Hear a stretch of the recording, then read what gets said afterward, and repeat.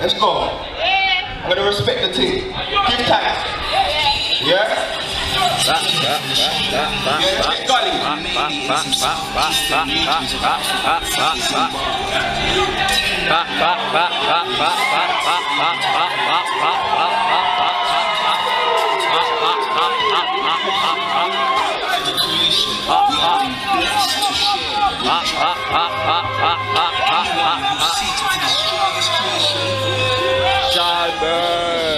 Right there we say 10-9 Mari. Tell them never man them can't harm me. Right there we in Marcus Garvey. Let them be out Rastafari. Right there we say 10-9 Mari. Tell them never man them can't harm me. Right there we in Marcus Garvey. Let them be out Rastafari. I ain't like my political parties.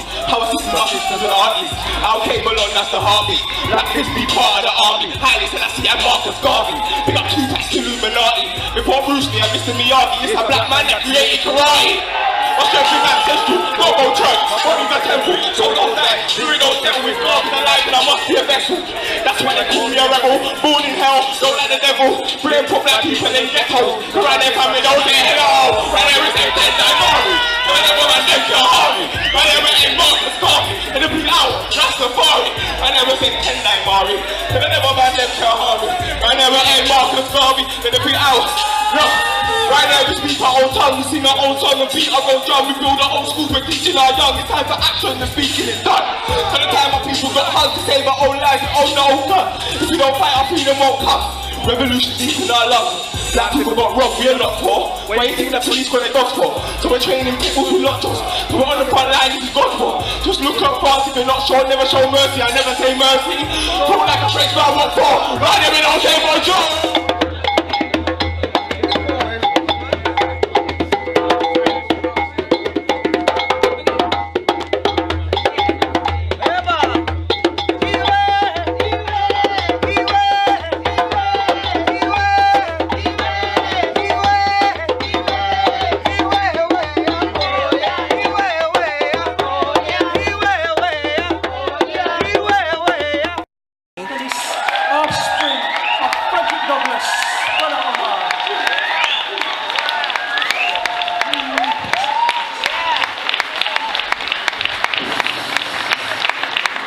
Birmingham, England, make some noise!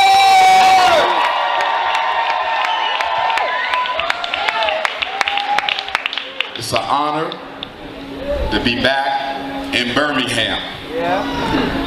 I'll actually be going to Birmingham, Alabama next week on Thursday. My first time there and long overdue. Because in the United States of America, Africans are celebrating 50 years of a Voting Rights Act that allegedly gave them a road to political freedom. And we know that that didn't happen. And so in Birmingham, I'll get a chance to see the relics and the remains of the freedom rides and the civil rights movement and the Dr. King marches and the 16th Street Baptist Church where they blew up 4 little girls a few days after the March on Washington, not before but after it. So it's interesting to be here in Birmingham today and then in another Birmingham in a week. And I said because quite honestly the youth can tell that be it the church with the white Jesus or the revolutionary group with the black one, neither one of them seemed like they had the courage to stand up to white supremacy. And one of the issues of black children, and we saw it so clearly in Baltimore, Baltimore brought to the surface a lot of issues that we've been dealing with in the African world. Not only in America, but here. Not only here, but Toronto. Not only in Toronto, but in other places. And that is the growing divide between the youth, and I'm not even going to say elders, I'm going to say adults. There's a growing divide. Baltimore showed how willing the youth were to lay down their lives. Baltimore showed how willing the youth was to go to jail. Baltimore showed how impatient the youth were in their cry for justice. But there was a problem. In Baltimore, we also saw the adults, the 40-year-olds and the 50-year-olds, even some 30-year-olds, who told the youth to go home, don't riot, go on home, but didn't give them any solution. Go home because I have a job. Go home because I have a little piece of car. Go home because I can pay my mortgage. Go home because I have a little retirement check. And so the youth saw that the adults, being comfortable with their position under white supremacy, wasn't interested in leaving or contributing no effort whatsoever to help them push forth the agenda for their demands. Go home to what, the youth asked. Go home to what? Another Al Sharpton speech? Go home to what? Another Jesse Jackson march? Go home to what? Another Barack Obama change we can believe in? Go home to what? And so Baltimore, and we still dealing with it in Baltimore. I spent a lot of time there. The greatest black man to walk on American soil, Frederick Douglass, my ancestor, escaped from Baltimore, right down the road from Philadelphia. So we doing some things in Baltimore, but it highlighted the fact that the youth who don't know what we know in terms of consciousness, the youth who don't know what we know in terms of history, might be ignorant in some things, but they exceed us on one measure, and that is courage towards facing the power structure. Let's be honest, conscious community, we got some contradictions. One of our contradictions is most of us are part-time revolutionaries. We live white during the week, and we metamorphose into revolutionaries on the weekend. Let's be honest about that. Let's be honest that most of us are not self-employed. We work for the system. No shame in that, but if you're not trying to get free from the system, you're a sellout waiting to happen. We have contradictions. We have contradictions that despite all the knowledge and history of ourselves that we have, many of us who are the repositories of that knowledge have next to little courage when it comes to standing up to white folk for our babies. Contradictions. Question is, when do we begin to stretch out those contradictions, destroy them, and move on? I mean, let's be honest, except for the information, we pretty much stuck where we were in '65 when the black conscious movement started. We got to be honest about that. Sometimes we don't like to look in the mirror about where we are. 150 years since the end of the Civil War that brought about the 13th Amendment. 150 years it's been since the end of slavery. And when we look back at it, we ask ourselves, what do we have to show for that? Nothing. No banks. Nothing. Or we have some, but it's debated as to whether or not they're black in name or black in ownership. Supermarkets, ships, airline industries, distribution networks, the things that are required for any independent community to sustain itself, we lack. We got all the information. We got the dates and the facts and the he's and the she's. But we don't have any way to hire our own people. We don't have a way to take care of our elders. We barely have enough independent schools to educate our own children, which is another contradiction. As I travel the world, and many of you know I get asked to speak more than most people. When I travel the world, I notice the same situation with African people. I don't care where I'm at. Whether it's Montreal, whether it's Los Angeles, it could be Ghana, it could be Johannesburg, Jamaica, Bermuda, St. Croix, don't matter. I'm noticing that the education of our children is in the hands of our oppressor. White supremacy is held in place by its victims. White supremacy only exists because black folk participate in it. Are y'all following me? It could not be if we did not support it. Look, white folk are a numerical minority. You cannot control a majority without victim participation. There's Negroes involved in the maintenance maintenance and proliferation of white supremacy. And it also exists because black people are still colorblind. We still don't want to see color. You understand? You got black folk falling for the multicultural illusion that we all one people. Okay? The East Indian is not in Birmingham to share with you. He's here to take from you. You understand? The LBGT ain't here to share. They want to use and to take.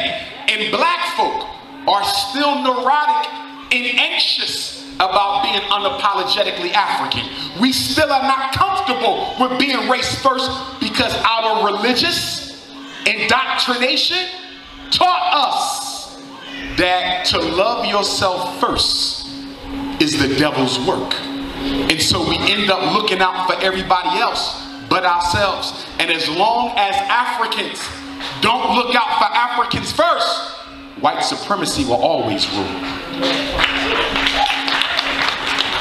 In conclusion, Frederick Douglass said, if there is no struggle, there is no progress. Those who profess the faith of freedom and deprecate agitation are like men who want crops without plowing up the ground. They want the rain but can't stand the thunder or the lightning. They want the ocean but they're scared of the roar of the water. He said the struggle we have might be moral or physical, or it might be both moral and physical, but it must be a struggle. He said, for 20 years I prayed on my knees to God for freedom, but the good Lord gave Frederick no freedom until I got up off my knees and started praying with my feet. He said, if you want respect from white men, why are you looking for pity? The man who respects you doesn't have to pity you, and the man who pities you will never respect you. That's right. He says, but most of all, remember, power concedes nothing without a demand. It never did and it never will. I got to call my ancestors. They go with me everywhere I go. They my protection. Because you know you can't put faith in man. They will betray you every time. But ancestors got your back. I call on Father Bailey, Mama Selah, Mama Jenny. Blessings, everybody. This poem is called Africa. It's just a quick little poem. Alright. I want my people to open their eyes and realize, never forget where they're coming from and recognize we're all from Africa, Africa, the motherland. And I really think you should understand. No, I really think you should overstand. Because if you overstand, you will know that we were kings and queens, never crooks and thieves. You got us twisted. You took over the motherland and made other plans to enslave the mind, the body and soul, so that the truth can never be told. This is where we all came from. This is where the gold, the gems, the diamonds and pearls came from. So how you gonna come back to me and tell me that Africa's the poorest land when Africa's the richest land? Africa, Africa, the motherland. Africa, Africa, raise your hand. Africa, Africa, the sweet motherland. Africa, Africa, iration. Africa, Africa, liberation. Africa, Africa, celebration. Africa, Africa, our nation. Africa, Africa, raise your hand. Africa, Africa, the sweet motherland. Africa, Africa, our nation. Africa, Africa, the sweet celebration. Thank you, everybody. Bless up yourselves. African nation, one love, African liberation. I mean, and that's a key point when we talk about black children, because, you know, a lot of people, we become living in this society, a very selfish me society, whereas, you know, we've got generations of people having children, but not really looking at the value and the asset of what these children are, and we just accept the status quo, you know, send them to school, accept what goes on within the school system. And it's, you know, especially across the USA, we saw this thing going on. And I remember you'd watch the programs when we was younger growing up, and you would see the metal detectors in the schools, you know, on the TV programs. And then I remember seeing the first metal detectors come up, but you didn't really correlate the two coming together. Okay, now in the United States, obviously you've got exactly the same situation going on, and where we're just starting to become aware of this, where it's been going on for a long time, and as Cheryl said, it's being termed. In the United States, how long has this been going on, and what has been the detriment? They always say the UK is like X amount of years behind. Yeah. So what is the detrimental effect which is now bred to and led to in the United States, which you can see from your experience of speaking to people over here, where we're going? Well, I would say that one of the biggest outcomes of the school to prison pipeline would be the mass incarceration complex. The failure of the schools directly feed the jails. You understand? In fact, the schools are being designed to fail to feed the jail. And all of this is an outgrowth of the fact that the American social order no longer needs African people in order to function. Schools were created because capitalism put pressure on the government to produce a minimally educated, low-wage earner. School was never about college. School was never about opening your own business. School was about learning how to read, write, and do math so you can work for the corporation. Now the corporations are being sent overseas. NAFTA, Trans-Pacific Partnership, America is shipping millions of jobs over to Southeast Asia and other parts of the world. So if there's no jobs, and school exists to prepare you to work, but there's no jobs, then what now is the prerogative of even having a school?